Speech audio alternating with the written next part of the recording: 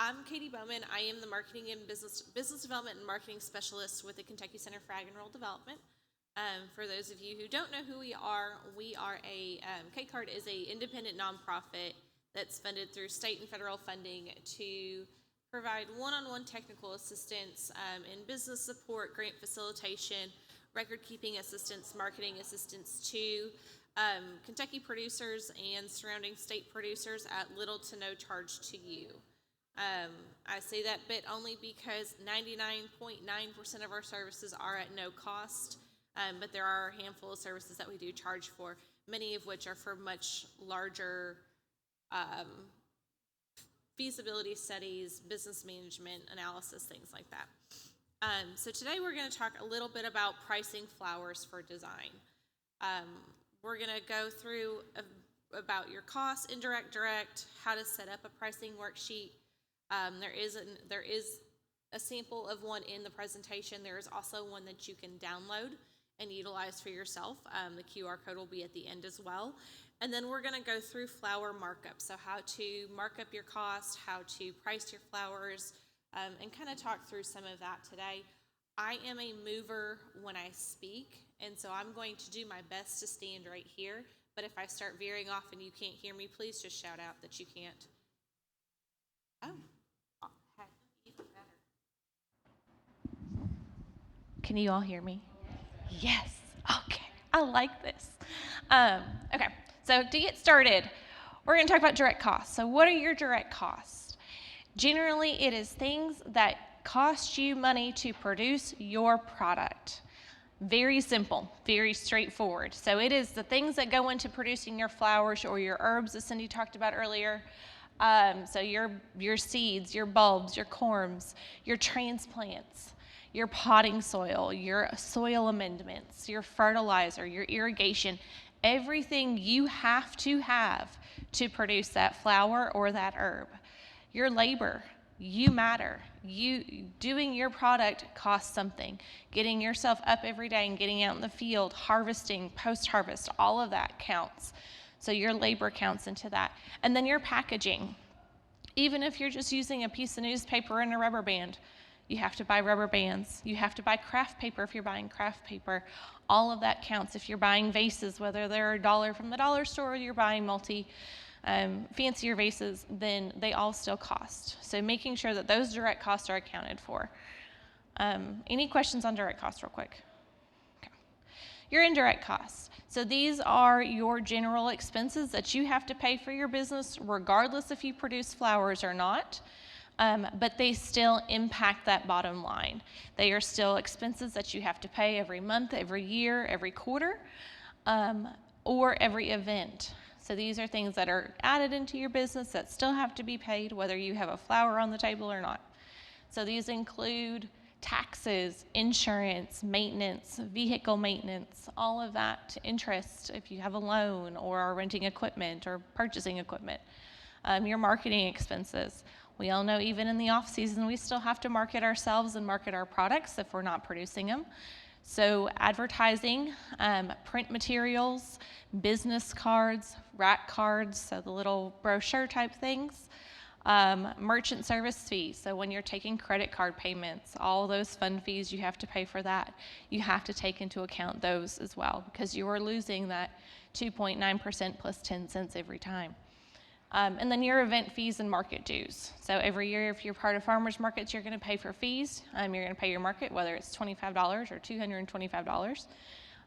Event fees, if you're going to set up at a vendor fair, you got to pay that $100, that $75, whatever it might be. Your cost of getting there, all of that are indirect costs. All of that affects your business and affects where and when you do what you do. So So taking all of these costs together, so indirect and direct costs, and putting it into a fancy little spreadsheet here.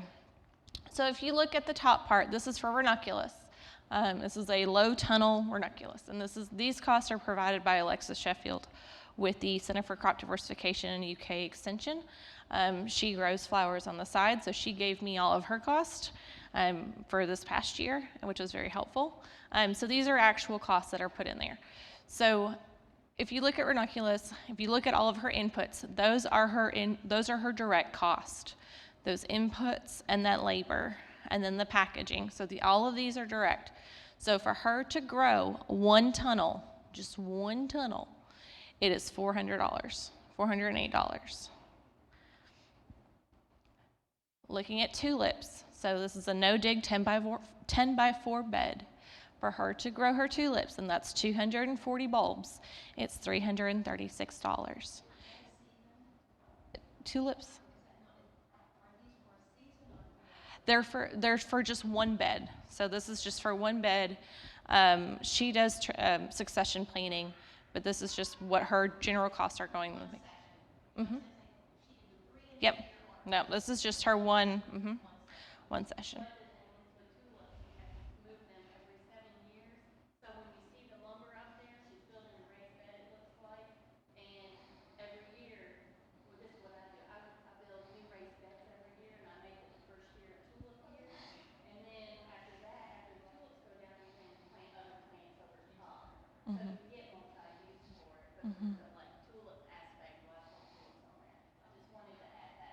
Yeah. So these are all just for one planting. And so every time, if you're going to do 3 plantings of tulips, you're going to have $336 times 3. So you're going to have close to $1,000. So those are both her direct costs. So if you're looking at, I'm going to flip through here real quick, $400 plus $330, so we'll say $750 just for ease of memory, in actual direct cost. Then for her to run her business, it costs her $2,000 a year. So $750 for one planting of 2 different varieties, plus $2,000 a year. So that includes her advertising cost, her computer and maintenance cost, dues and subscription, event fees, fuel, so calculating in her gas to go places, her printing, merchant service fees. All of that are important. Website, phone. If you're going to use your personal cell phone, make sure that you're putting forward some portion of it to your business, whether it's 50%, 25%, whatever you feel like you use the most of it for. Your website, small tools are included in here because generally those are something she'll purchase every few years, supplies and things like that. So she was looking at about $2,700 between one planting and her annual fees for this. So to get your pricing per stem, which is why we're doing all these things. So we're going to take all of these numbers and add them together. So you're going to take your total cost per crop. So if she has 2 crops, she's going to split that $2,000 in half. So it's going to be $1,000 per crop essentially. And then you're going to divide it by the number of stems. Generally speaking, when you plant your product, plant your crops, plant your flowers, you know roughly how many stems per plant you might get or how many stems you anticipate harvesting. When you do this calculation, you want to be on the conservative side. So if you look at your tulip plant and you know, okay, I know for a fact that 60% of these are going to get me 3 flowers. Do 2 flowers for the whole crop. Just keep it very conservative, and that way, while that cost per stem might go down some over time, and as experience happens and everything else, you will still need that higher price per stem. And we're going to go over that and why that in here in a second. So that will equal your total cost per stem. So your total cost per crop divided by the number of stems equals your total cost per stem. So here's an example. So here are her tulips. So they are double early variety. She's going to do 240 bulbs. Expected stems, so she's going to get 1 stem per bulb, which is 240, divided by 336, which we went over already, are her direct costs. Her direct cost per stem is $1.40, and then her indirect cost is 80 cents. So that is that total amount, or half of that amount divided by 240. So her total cost per stem that it cost her to produce for 1 tulip is $2.20. So she has to at least sell that tulip for $2.20 to make back what it cost her to put into it. Now looking at the ranunculus. They are the Amandine salmon variety. She's going to sow 100 of them. She's going to get 700 stems total. So divided by that 400, she's going to get, it's 58 cents per stem, and then that 80 cents per stem in direct cost again, and then $1.39 per stem. Very straightforward as far as easy math. The biggest thing is making sure that you're tracking your costs. So tracking those direct costs, tracking those indirect costs. Because it is so many times people don't add in their labor, or they don't add in mileage. They don't add in event fees. They're like, well, this person I know I've known for so long, I'm just gonna go set up, it's $100, not a big deal. Yes, in theory. But if you were just to go up to some random person and hand them $100, would that be a big deal? Yes, so we gotta make sure we're keeping track of all those costs. So that's one example. So keeping these numbers in mind, so $2.20 and $1.39. However you price your product after that, you have to at least make that amount. So who knows roughly what markup should be for weddings? 6 times? 6 or 9? Okay, what else? Who else?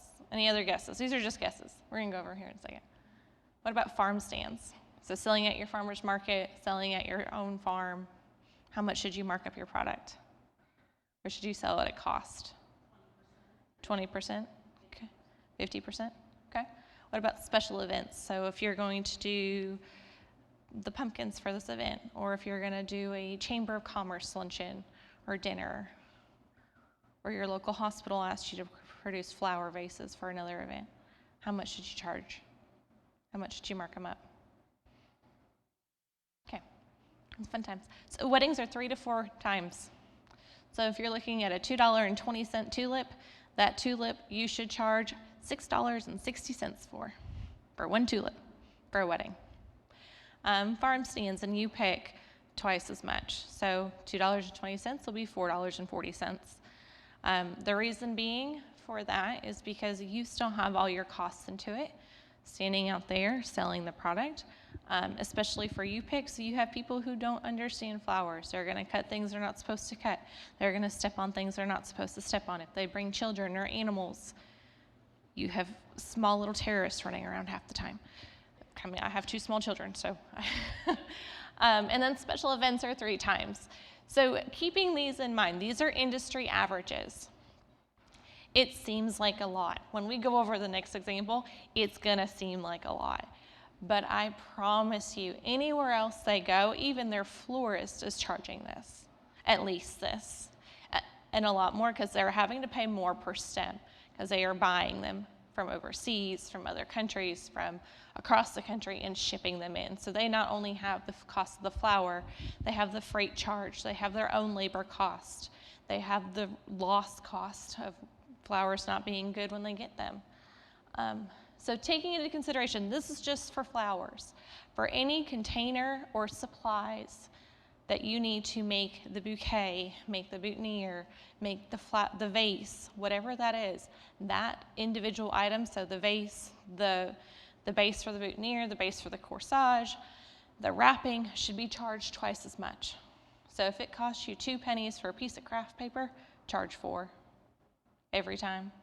4 pennies doesn't seem like a lot, but if you're doing 200 bouquets and wrapping them, it's a lot of money. It's a lot of money to buy paper all the time. It's a lot of money to buy rubber bands all the time. So making sure that you are keeping up with those costs is going to be key, because what seems like it's really small right now might be, but those small costs do add up over time, and they do end up taking a big chunk of your budget. So one way to, how do we control these costs? So how do we make those numbers appeasable to ourselves, but also appeasable to our customers? One way to do that is through bouquet recipes. Who here has heard of bouquet recipes before? What? Bouquet recipes. So creating a recipe for how you do your bouquets. So just one. So doing this is, I am a structured person, so my brain works in systems and structures, which is why I do this. But it is a great way to control your costs, because then you know base price what your bouquet is. So if somebody approaches you, say you're at the farmer's market selling product, and a bride-to-be approaches you and says, I want you to do my flowers for my wedding. You can say, okay, what kind of flower? Yeah, freak out first, then calm down. And then say, what kind of flowers? And she has 5 bridesmaids and her bouquet and then an altar. You can say, my base price for a bouquet for one of these that is sitting on my table is $12. And if she says, well, I want 4 of those, and it will be delivered, and I want this, and I want that, then you can say, okay, this is where we're starting, and then we can add on to this. Same thing for anything else. So that allows you to control it. When it controls your costs, it allows you to come up with what that is and how much it's going to cost you. It also helps you come up with what you need to plant and how much you need to plant. Add-ons, so customization. Everybody wants something custom. Everybody wants something that they want and they like that matches their life. Doing a base price, then adding on add-ons helps for that. And then it also gives you perspective and proportion. So how will it be viewed? Is it going to be sitting in a vase on a countertop? Is it going to be up against a wall? Is it going to be something they're going to be carrying? Is it going to be something that's going to be laying on a table? And what are the mechanics needed? And then how big are the floweries and greenery needed? So if you are thinking of a traditional, we'll go with a traditional wedding, so a hand-tied bouquet, a very large hand-tied bouquet. We're going to go over that example here in a second. So just kind of keep that thought in your mind of a large hand-tied bouquet. Think of what needs to be in that bouquet. What kind of flowers? What size do those flowers need? Is the bride looking at seasonality? Are they going to be getting married in October? If so, what flowers are available? Are there flowers you have to buy to bring in? And if so, is that something A, you want to do and willing to do, and B, is that what costs are associated with that? Because those costs will then be transferred onto your customer. So looking at a large hand-tied bouquet. So this is for a wedding bouquet. So you have a base flower. I'm going to go over each of these because I know it's a little bit hard to read. So you have 7 base flowers in your bouquet. You have 5 focal flowers, so think of dahlias or sunflowers. You've got 5 of them in this one. Secondary flowers, you have 14, so the smaller, more filler type ones. Your sproutiness, so maybe it's some allium or it is some lamb's ear. You've got your special bits, so other little, maybe it's some kind of creeping type flower that's falling up the side. Your foliage and your special foliage. So base cost, so if you look at your stems, your focal flower is $3.25 per stem. That's your most expensive flower in this bouquet. Everything else is $2 or about $1 or under. So your total for your flowers, so you have, oh my goodness, quick math, not my suit. 10, 20, 30. You've got about 50-ish, 55 flowers in this bouquet.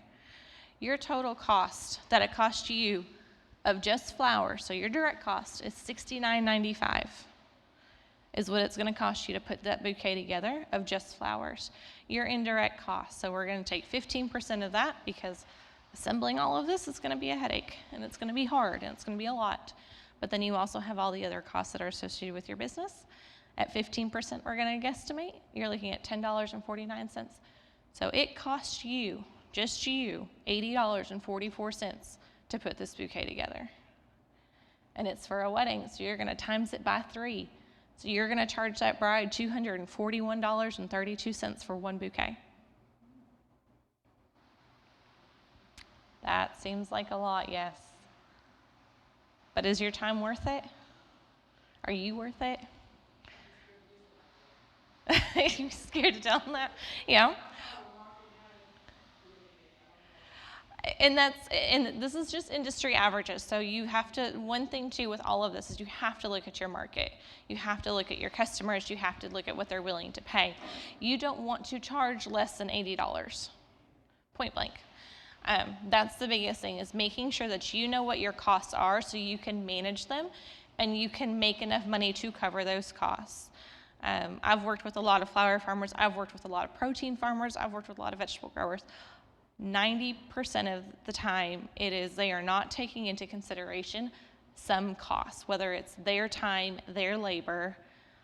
They're not taking into consideration the travel, the setup. If they're doing weddings, how much time they're spending with the bride beforehand. How much time that they're going to the venue ahead of time. Is it a Saturday afternoon wedding? Are they getting there at 6 a.m.? Is it a Friday wedding? Do they have to get there on Thursday? What does that look like? How much time, how much patience, how much energy are they putting into one person, one customer, and then charge accordingly? Because if you're spending 30 hours with one bride, and you're not charging an hourly price for your time, that's a lot of time. That's almost an entire week's worth of full-time work that you're spending with one person. And your time matters, and you have other things that you need to do and other things you want to do besides spending time with one person. So take into consideration that. So this is just kind of an example. As you do your pricing, this is generally how you're going to want to set it up so people can see, okay, like I'm getting this many flowers of these things, and then your total cost, and then the markup. You don't want to show them the markup, but their total cost at the end. So here are some resources that we have. So the first one is the cut flower costing spreadsheet that we've assembled at K-Card.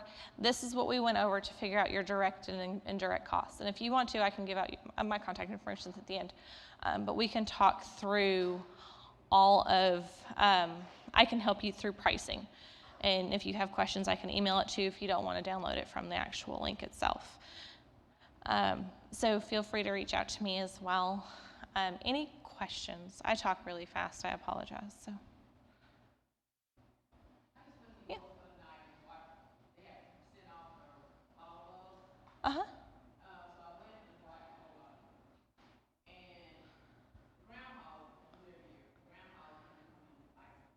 Mm-hmm.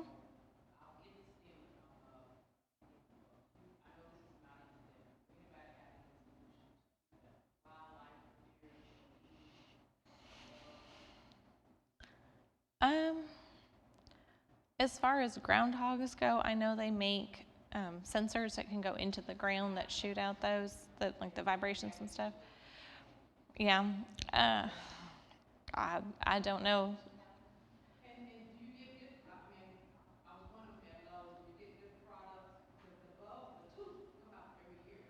Uh-huh.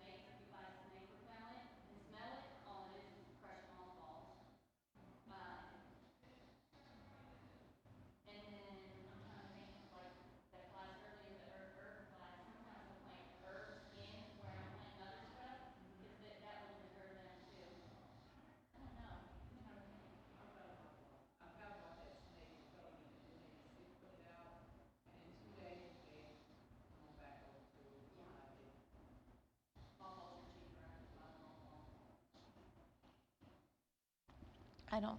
My best option would be to reach out to your local wildlife person. Mm-hmm. Mm-hmm.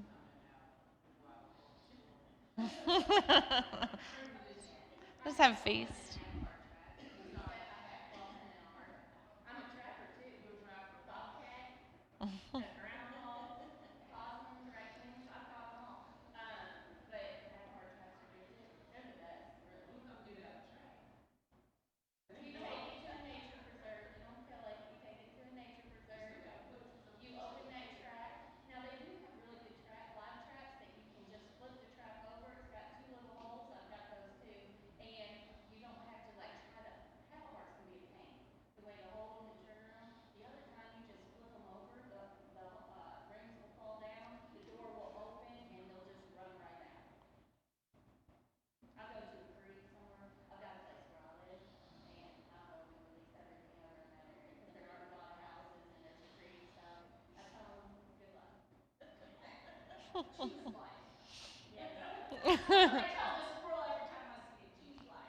Yeah, there you go. Here are some other resources. So Utah State has a couple Snapdragon cut flower budgets. One is high tunnel based, and one is in a field. And New Hampshire has a really good costing and pricing video as well. University of New Hampshire extension. So those are some options as well. Cindy shared the Center for Crop Diversification website in her presentation last time. They have fantastic resources on budgets. They now have a whole cut flower team that is part of that group that can really work with you on those production questions, on some of some of this as well, pricing and everything. And again, we're here to help as well. The biggest thing that I always harp on, because a lot of times it's not taken into consideration, is your time. Make sure that you are estimating what your time is worth. If you're going by the Department of Labor, a farm manager hourly rate is $36 an hour. That's a lot to be charging your customers. I understand that. Alexis used $15. That's a good wage, and that's a very good range to include in wage, because it covers your time, it gives you some money back, but it also allows your flowers to be reasonably priced. And if you start planting herbs, make sure that you're doing this for herbs as well.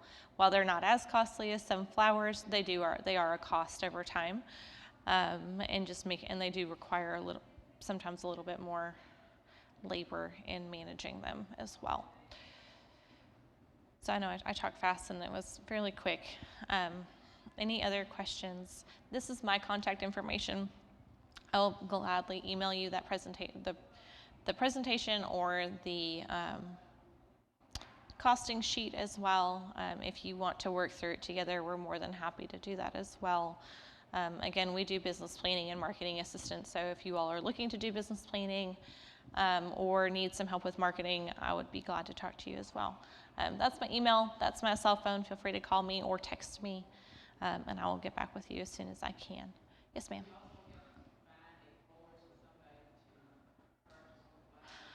I can help you identify folks in your area, but as far as having those actual conversations, that will be up to you. Yeah. I signed up with the collaborative this year, 2 years ago, and I love the collaborative. It's wholesale, bunches of 10. You take a picture online, and like for me, I live in very rural America. They're not gonna buy food. They're not gonna buy flowers. Well, I mean, I still get them, but they fuss about it and think it's me angry. And then so I make more money wholesale than trying to sell locally, and my flowers are going to Mexico through the collaborative. So it actually works. It's easier. It's not stressful having a perfect arrangement, and more of a quantity of selling. So how do you find that? Yes, but I use Soki Southern Floral Exchange, something. I always call Soki, so I should know the full name, but mine is based out of Bowling Green. Now they have one up here, the Kentucky Flower Market, I believe. It's in downtown Frankfort. And they're based out of Frankfort. They have a location too, so they're great. I can't speak highly enough about them. And when pricing your flowers too, your wholesale cost is not going to be that 2 times markup. It's going to be a lot less, but you're still going to, the biggest thing is making sure that you're meeting that direct cost. I'm gonna be honest, right now, I'm not really trying to make money, I'm just trying to get rid of them, because every year Uh-huh. I go to Lowe's, I buy 100 of those gloves and I plant them and they look Yeah. beautiful.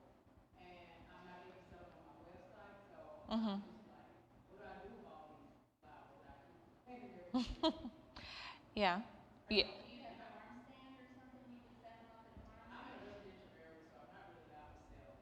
I think I used to go into a nursing home or. I've turned to a nursing home, my days, and they're not, they just like me giving them to them, Yeah. And I've done that for 4 years, so now I'm ready to ask for money, and they're not. Yeah. Y'all have nursery right, nursing home right across the road, like Paramount Daisies. Yeah, I volunteered with a company that harvests all the stuff from flowers and used to work with flowers. And now, if somebody's going this, I gotta share this one. A good way to make money is for the nursing homes. When you put them on your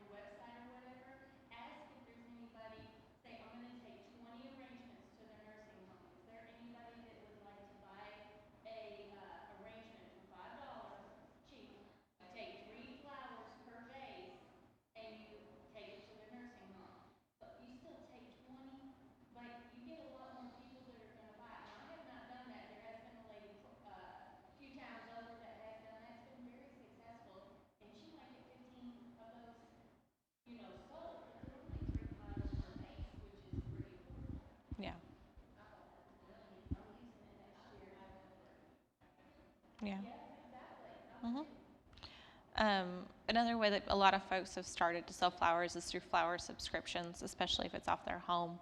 So asking people if they want to subscribe. So what they will do is they will they'll either pay you every week, or they will pay you a lump sum, like $200 for five arrangements. And then they will just get a set arrangement on this day. They can either come pick it up, or you can deliver it for an additional fee. But then they get that every month, and every month, every couple weeks, whatever it might be. And that has proven very successful for a lot of folks.